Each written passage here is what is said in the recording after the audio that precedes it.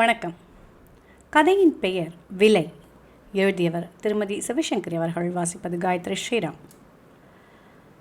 தண்ணீர் கொதிக்க ஆரம்பித்து விட்டது. ஃபில்டரில் பொடியை போட்டு சுந்தரி சொல்லி தந்திருந்த தினசில் அமுக்கி, நான் தான் பலசாலின்னு ஏகத்துக்கு உங்கள் பலத்தை எல்லாம் காட்டி அமுக்கிடாதீங்க, அப்புறம் இறங்கவே இறங்காது. அடுப்பில் வைத்தான். கேஸ் அடுப்பில் பாத்திரம் ஏகத்துக்கு சூடேறி இருக்கும். கவனமாக கையை வையுங்க. கிடுக்கி வச்சுக்கிட்டு பாத்திரத்தை இறக்குங்க. 100 தரத்துக்கும் மேலாய் அவள் சொல்லி இருந்தது ஏனோ மறந்து போக, தண்ணீர் கொதித்ததும் அவசரமாய் இறக்க வேண்டி பாத்திரத்தை வெறும் கையில் தூக்க, ஆ கையை உதறி வாயில் வைத்து சப்பிய நொடியில் பாத்திரம் கவிழ்ந்து மேடையெல்லாம் வெந்நீர் ஓடியது. ஷானியே, தூங்கி எழுந்ததுமே ராஜனுக்கு முதல் வேலையாய் காஃபி வேண்டும். பல் விளக்கிவிட்டு பேப்பருடன் வாசாரை நாற்காலியில் உட்கார்ந்த மறுநிமிஷம் சுட சுட மணக்கும் காஃபி வர வேண்டும். துளி தாமதம் ஆனாலும் குரல் எடுத்து கத்துவான். ஏய், அங்க என்ன பண்ற? நான் எழுந்து பல் விளக்கி 1/2 மணி காத்திருக்கிறது கூட புரியாம. காஃபி திட்டமான சூட்டோடு சரியாய் சர்க்கரை போடப்பட்டு ருசியாய் இருக்க வேண்டும். இல்லாவிட்டால் அதற்கும் ஒரு கத்தல் தான். இத்தனைக்கும் ஓரோர் ஆண் மாதிரி மனைவியை அடிமையாய் நடத்தும் ரகம் ராஜன் இல்லைதான். அருமை பெருமையாய், ஏன் சுந்தரி சுந்தரி கண்ணு என்று நேரம் காலம் இல்லாமல் வளைய வருபவன் தான். சாயங்காலம் ஆஃபீஸிலிருந்து திரும்பும்போது பூவோ அல்வாவோ வாங்கி வந்து, நான் வச்சு விடுறேன், நான் ஊட்டி விடுறேன் என்று ஏக காதலுடன் அடம் பிடிப்பவன் தான். ஆனாலும் உறங்கி எழுந்ததும் மட்டும் ஏனோ காஃபி குடித்து முடிப்பதற்குள் சின்னதாய் தினமும் ரகளை மட்டும் அவனால் செய்யாமல் இருக்க முடிவதில்லை. குடித்து முடிந்த பிறகு அந்த கத்தல் கோபம் எல்லாம் எங்கு ஓடி ஒளிந்து கொள்ளுமோ? அவனின் இந்த குணம் சுந்தரிக்கு அத்துப்படி என்பதால் இது குறித்து அவளும் அதிகமாய் அலட்டிக் கொள்வதில்லை. அவன் எழுந்த கையோடு இவளும் காஃபியை கலந்து கொண்டு எழு என்பதற்கு முன் எண்ணெயாய் நின்று விடுவாள்தானே. கை விரல்களில் எரிச்சல் கொஞ்சம் குறைந்த மாதிரி தோன்ற ராஜன் மீண்டும் பாத்திரத்தில் தண்ணீர் பிடித்து எரிந்து கொண்டிருந்த அடுப்பு மேல் வைத்தான். சுந்தரி பிரசவத்துக்காக ஊருக்கு போய்விட்ட 10 நாளா இதே அவஸ்தைதான். கணவன் தவிப்பான் என்று தெரிந்ததால் ஊருக்கு போகத்தான் அவள் என்னமாய் தயங்கினாள். அது கிராமங்க, வசதி குறைச்சலா இருக்கும், சிவனேன்னு இங்கேயே பிரசவத்தை வச்சுக்கிடலாங்க, அம்மாவை இங்கே வர சொல்லிடலாம் என்று அவள் கெஞ்ச, இவனும் அது குறித்து யோசித்த போது அது சரியான செயலாக தோன்றவில்லை. தலை பிரசவத்துக்கு பிறந்த வீட்டுக்கு அனுப்புவதுதான் அவர்கள் சமூகத்தில் கடைபிடிக்கப்பட்டு வந்த சம்பிரதாயம். அதுவும் 10 வருஷங்கள் கழித்து அதிசயமாய் உண்டாகி இருப்பவளை அம்மா வீட்டுக்கு அனுப்பி அங்கு சீராட பண்ணுவதுதானே நியாயம். என் வசதி முக்கியம் என்று இங்கேயே இருக்கச் செய்வது அநியாயமில்லையா? நாளைக்கு சொந்தக்காரர்கள் தலைச்சம் பிரசவத்துக்கு கூட பொறுப்பா கடமையை செய்ய தெரியவில்லையே என்று சுந்தரியை பெற்றவர்களை ஏசலாம். இவனைத்தான் சொல்லு, பெண்டாட்டிக்கு நல்லது கெட்டதை எடுத்து சொல்லி அம்மா வீட்டுக்கு அனுப்பாமல் தன் நாக்கு சுகந்தான் முக்கியம் என்று வீட்டோடு நிறுத்தி கொண்டு விட்டான் பாரு என்று பின்னால் பேசி நமுட்டாக சிரிக்கலாம். எதற்கு வம்பு? என்னை பற்றி நீ கவலைப்படாத சுந்தரி, எங்கள் அம்மா வந்து கூட இருந்து 4 மாதமும் கவனிச்சுக்கிறேன்னு சொல்லியிருக்காங்க. நீ உன் பிறந்த வீட்டுக்கு போகிறது தான் முறை. புருஷனாய் லட்சணமாய் பேசி அவளை அனுப்பிவிட்டாலும் ஊரில் அம்மாவுக்கு திடுமென டைஃபாய்டு காய்ச்சல் கண்டுவிட்டதில் சுந்தரி ஊருக்கு போன 10 நாளாய் ஒரு காஃபி சரியாக போட்டு குடிக்க வழியில்லாமல் திண்டாட்டமாய்த்தான் இருக்கிறது. அது என்ன பிரம்ம வித்தை என்கிற அலட்சியத்துடன் முதல் நாள் டிகாஷன் போட்டபோது வெந்நீர் கொதிப்பதற்கு முன் ஃபில்டரில் விட்டுவிட்டதில் சொட்டு கூட அடிப்பாத்திரத்தில் இறங்கவே இல்லை. 2ஆம் நாள் பொடியை சரியாக அமுக்காததில் ஊற்றி முடிக்கும் முன் அத்தனை நீரும் கொடகொடவென்று கலர் தண்ணீர் மாதிரி கீழே இறங்கிவிட்டது. மேற்கொண்டு 4 நாட்களாயின தண்ணீரை ஸ்பூனை வைத்துக்கொண்டு மெதுவாக துளி துளியாய் ஊற்ற கற்றுக்கொள்வதற்கு. இன்னும் ஒரு நாள் பொடியை அழுத்தமாய் அமுக்கிவிட்டதில் சாயங்காலம் ஆஃபீஸிலிருந்து வந்தபோது கூட காலையில் ஊற்றிய நீர் இறங்காமல் மேல் கிண்ணத்திலேயே நின்றிருந்தது. இன்று இந்த கூத்து. ஆக மொத்தம் தூங்கி எழுந்து ஒரு வாய் காஃபிக்கு வழி இல்லாமல் இருப்பதுதான் உண்மை. சுந்தரி கெஞ்சினாள், நான் கிட்ட இருந்து 2 நாள் கற்றுத்தரேங்க, காஃபி எப்படி போடுறது கலக்கிறதுன்னு. அப்புறம் உங்களுக்கு சிரமமாக இருக்காது. தயவு பண்ணி நான் சொல்கிறத கேளுங்க. எங்கே கேட்டான்? பெரிய காஃபி ஃபில்டரில் பொடியை போட்டு தண்ணியை ஊற்றுறதுக்கும் பாலை காய்ச்சி கலக்கிறதுக்கும் பயிற்சி வேணுமாக்கும். எல்லாம் எனக்கு கற்றுக்க தெரியும். நீ சும்மா நைன்னு ரோதனை பண்ணாமல் கிளம்புற வழியை பார்.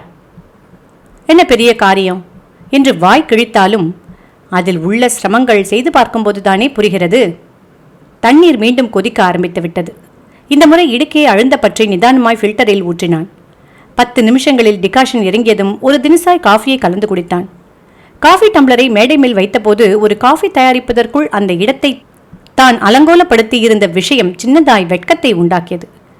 காஃபி பொடி டப்பா திறந்தபடி, ஃபில்டரை சுற்றி வாரி இறைந்த காப்பி தூள், எறும்பு மொய்க்க சர்க்கரை டப்பா, பொட்டு பொட்டாய் தரை முழுக்க சிந்தியிருந்த பால் துளிகள், கொட்டிவிட்ட தண்ணீர், அழுக்கு கைப்பிடி துணி, ஆவென்று பரத்தி கிடந்த இடுக்கி.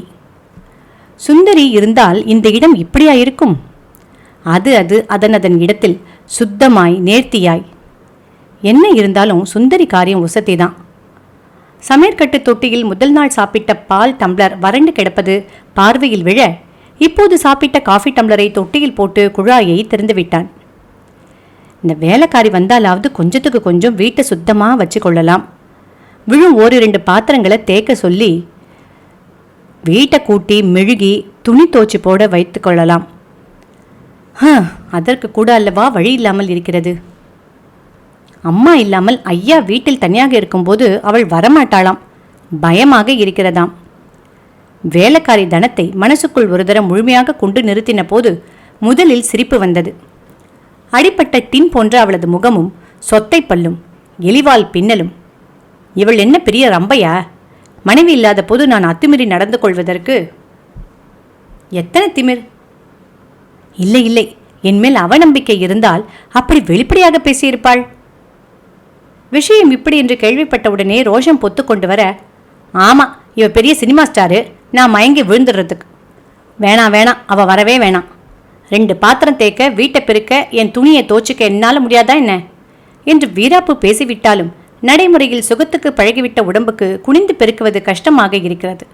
2 டம்ளர்களை தேய்த்து மேடையை துடைப்பதற்குள் விழி பிதுங்கி போகிறது. என்ன செய்ய? காலையில் தினமும் தெருமுழுக்க பால் பாக்கெட் வாங்கி வந்து விநியோகிக்கும் ஆயாவை வேண்டுமானால் அரை மணி வந்து வேலைகளை செய்து தர சொல்லலாமா என்று யோசித்தவன் வேண்டாம் என்று தீர்மானித்தான். முதலாவது சுந்தரியிடம் பேசிய வீராப்பு என்னாவது? 2வது, ஒரு வீட்டுக்கு மாமூலாக வேலை செய்யும் வேலைக்காரியை மீறிக்கொண்டு புதுசா யாரும் எந்த வீட்டுக்குள்ளும் நுழையக்கூடாது என்கிற கட்டுப்பாடு அந்த தெருவில் கடைபிடிக்கப்படுகிறதே. வேண்டாம், ஆளும் வேண்டாம், தேளும் வேண்டாம், எல்லாம் என்னால் முடியும். குழாயை நிறுத்திவிட்டு பாத்திரத்தை தேய்ப்பதற்காக வழக்கமாய் அங்கு வைக்கப்பட்டிருக்கும் ஸ்பாஞ்சை எடுத்தான். காய்ந்து போன வரட்டி மாதிரி இருந்ததை தண்ணீரில் அமுக்கி டம்ளர்களை அழுந்த தேய்த்தான். ஒரு நிமிஷத்தில் கைக்காரியம் முடிந்துவிட கையோடு மேடை அடுப்படியையும் துடைத்துவிட்டால் என்ன என்று தோன்றியது. அன்றாடம் இரவு படுக்கப் போகும் முன் சோப்பு தூளை தடவி அடுப்பை பளபளவென்று துடைக்காவிட்டால் சுந்தரிக்கு தூக்கம் வராது. அலமாரியிலிருந்து தோல் சோப்பு டப்பாவை எடுத்து மேடைக்கு நேராய் சாய்த்து தட்டினதும் சற்றும் எதிர்பாராமல் ஒரு கைப்பிடி அளவு சோப்புத்தூள் தடக்கென்று மேடையில் விழுந்தது. அதை அள்ளி மீண்டும் டப்பாவின் உள்ளே போட்டுவிட எண்ணி சோப்பில் கை வைத்தால் ஈரத்தில் அத்தனை தூளும் கையிலே உரை போட்ட மாதிரி ஒட்டி கொண்டது. அடடே என்கிற தவிப்போடு கையை உதறிய வேகத்தில் கை சோப்பு டப்பா மேல் பட்டு கண்மூடி திறப்பதற்குள் டப்பா கீழே விழுந்து தரை பூராவும் சோப்பு அபிஷேகமாக அடங்கியிருந்த எரிச்சல் நச்சென்று தலை தூக்கியது. சனிய, எழவெடுத்த சனிய! சுந்தரி கெஞ்சி கேட்டுக்கொண்ட மாதிரி அவளை ஊருக்கு அனுப்பாமல் வீட்டோடு வைத்து கொண்டிருந்தால் இந்த அவஸ்தை எதுவும் இல்லை அல்லவா? ஊருக்கு போன மனைவியை, தன்னுடைய புத்தியை வீராப்பில் நின்றுவிட்ட வேலைக்காரியை, ஊரில் காய்ச்சலில் படுத்துவிட்ட அம்மாவை என்று வாய் கொள்ளாமல் ஒவ்வொருவராக திட்டி தீர்த்தபடியே அத்தனை சோப்புத்தூளையும் வாரி முடியாததை துணியால் ஒற்றி அதிலும் ஒட்டாமல் கிடந்ததை நீர் விட்டு கழுவி ஒரு வழியாய் அரை மணியில் அந்த அறையை விட்டு ராஜன் வந்தபோது பனியன் தொப்பலாக நனைந்து உடம்போடு ஒட்டி கொண்டிருந்தது. காலை ஊன்றி வைத்து வழுக்கிவிடாமல் கவனமாய் நடந்து படுக்கை அறைக்கு வந்தான். மின்விசிறியை சுழலவிட்டு படுக்கையில் காலை நீட்டி படுத்தபோது சுய பச்சாதாபத்தில் கண்ணோரங்களில் நீர் திரண்டு நின்றது. என்ன வாழ்க்கை இது? குறைந்தபட்சம் இன்னும் 3 மாசங்களுக்கு இந்த அவலம் தவிப்புதானோ? அம்மா எப்படியும் 2 அல்லது 3 வாரங்களில் வந்து விடுவாள். அதற்கு பிறகு சோறு கவலை இல்லை. ஆனாலும் அது ஒரு அவஸ்தை மட்டும்தானா? பாக்கி எத்தனையோ இல்லையா? சுந்தரி ஊருக்கு போய் 10 நாட்களே ஆகின்றன. அதற்குள்ளாகவே படுக்க விடாமல் உறங்க விடாமல் உடம்பு நமவென்று இருக்கிறது. சொச்ச நாட்களை எப்படி சமாளிக்கப் போகிறேன்? அடுத்த 3 மாசங்களை நினைத்தாலே தனிமையின் கொடூரம் பகீரென. ஏண்டா மனைவி உண்டானாள் என்கிற சலிப்பு கூட ராஜனுக்கு தோன்றியது. உங்க தவிப்பு எனக்கு தெரியுதுங்க. 40 நாள். ஆனா நான் ஓடி வந்துடுவேன். பெரியவங்க என்ன சொன்னாலும் எனக்கு கவலை இல்லை. கொஞ்சம் பொறுத்துருங்க. புறப்படும் முன் அவன் கைகளை பற்றி தலைமுடியை கோதி மார்போடு இறுக அணைத்து சுந்தரி தன்னை தேற்றிய விதத்தை நினைத்த மாத்திரத்திலேயே உடம்பு பூராவும் ஜிவ்வென்று சூடு ஏறுவதை புரிந்து கொள்ள முடிய ராஜன் எழுந்து உட்கார்ந்தான். 2 நிமிஷம் அங்கேயே அமர்ந்து தன்னை ஒரு நிலைப்படுத்திக் கொள்ள முயன்று முடியாமல் எழுந்து சமையல் கட்டுக்கு சென்றான். ஜில்லென்று தண்ணீரை குடித்தபடி ஜன்னல் வழியாக பராக்கு பார்த்து கவனத்தை மாற்ற முயன்றான். அவன் அதிர்ஷ்டம் எதிர் பிளாட்டில் படுக்கையில் கலியமூர்த்தி படுத்திருப்பதும் அவன் மனைவி ஏதோ பேசியபடி அருகில் நிற்பதும் பார்வையில் விழ பேசாமல் நகர்ந்து கூடத்துக்கு வந்தான்.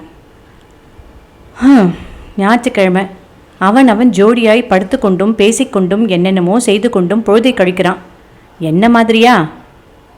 சும்மா சொல்லக்கூடாது. ஞாயிற்றுக்கிழமை என்றாலே வழக்கமாய் ராஜனும் கூத்து கட்டித்தான் அடிப்பான்.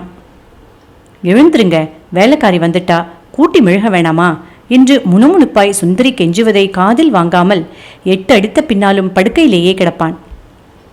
1ஆம் காஃபி, 2nd டோஸ் எல்லாம் படுக்கையிலேதான். இன்னைக்கு ஒரு நாள் வீட்டை பெருக்கி மிழுகாம இருந்தா ஒன்றும் குறைஞ்சிடாது. நீ அவளை அனுப்பிட்டு இப்படி வாயேன் என்று இவன் அடாவடி செய்ய வேலைக்கு வந்த வேலைக்காரியை ஐயாவுக்கு தலைவலிக்குதான், சாயங்காலமாக சுத்தம் செஞ்சுக்கலாம், நீ இப்போ போயிட்டு அப்புறமா வா என்று சுந்தரி சொல்ல, எனக்கா புரியாது என்கிற நமட்டு சிரிப்புடன் வேலைக்காரி திரும்பிச் சென்ற நாட்களும் உண்டுதான். ராஜன் எழுந்து டிவியை ஆன் செய்தான். புத்தி அதிலும் போகவில்லை. வீட்டுக்குள் உட்கார்ந்திருக்கும் போதுதானே அவஸ்தை. பேசாமல் இப்படி கிளம்பி எங்காவது ஒரு ரவுண்டு அடித்துவிட்டு வந்தால் யார் வீட்டுக்கு போவது? அவன் பொண்டாட்டி குழந்தையுடன் ஹாயாக இருக்கையில் கரடி மாதிரி நான் போய் வேண்டாம். அப்புறம் திடுமென ராஜனுக்கு பாண்டியனின் நினைப்பு வந்தது. ஒண்டிக்கட்டை, ஜாலியான பேர் வழி. வாழ்க்கையை அனுபவிக்கணும் பிரதர் என்று சிகரெட் உதட்டில் ஊஞ்சலாட ஸ்டைலாய் வசனம் பேசுவான். திருவல்லிக்கேணி லாட்ஜில் தங்கியிருக்கிறான். அந்த பக்கமே நீ வரமாட்டியாயா என்று ஆஃபீஸில் போக வர கழுத்தை அறுப்பவன். போய் பார்த்தால் என்ன? சிரிக்க சிரிக்க ஜோக்ஸ் சொல்லுவான். இல்லாவிட்டால் தான் போய் வந்த இடம் பற்றி சுவாரஸ்யமாய் விவரிப்பான். அதுவும் இல்லாவிட்டால் மேட்னி ஷோ, ஹோட்டல் என்று எங்காவது கூப்பிட்டாலும் கூட வர தயாராய் இருப்பான். முடிவு செய்ததும் அது நாழிகை ஆளை அமுக்கிய வேதனை மெல்ல மறைய ராஜன் பரபரவென்று இயங்கினான். குளித்தான். பளிச்சென்று பேண்ட் ஷர்ட் அணிந்து கொண்டான். பர்ஸில் பணம் இருக்கிறதா என்று பார்த்தான். வீட்டை பூட்டி ஸ்கூட்டரை உதைத்து கிளம்பினான். இதோடு இந்த அத்தியாயம் முடிவுற்றது.